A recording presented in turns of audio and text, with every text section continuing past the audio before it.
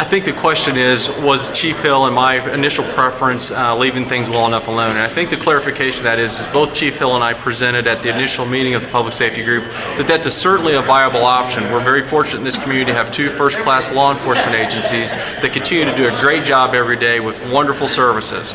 All that said, though, what we're looking at is a consolidation plan, a plan that we can present to the voters that would consolidate local government. And when we look at that plan, Chief Hill and I both have to make a preference as to what we think local law enforcement looks like consolidated. My version of that consolidation is actually that a consolidation of all local law enforcement into the office of the elected sheriff. I think that's important, and I think that's what the people have told me, that if we're going to do that and we're going to make the decision, we think that that kind of responsibility, that kind of office needs to be an elected office and not one that's appointed. I submitted a plan 2 weeks ago, which basically, if the mandate was, are you going to reorganize law enforcement? We sat down with our people and went over statistics, figures to see, okay, if we are going to reorganize law enforcement, how should it look from my perspective?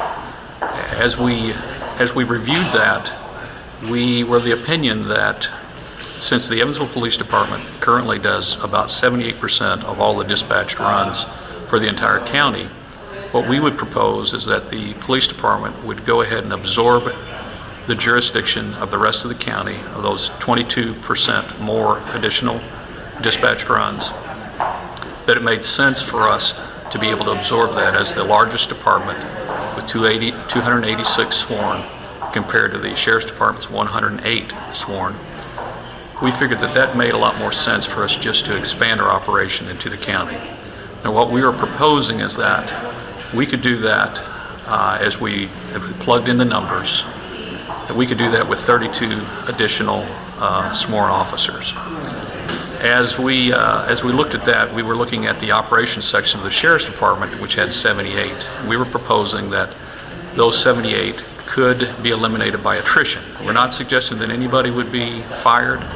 We're talking about the attrition of those sworn officers.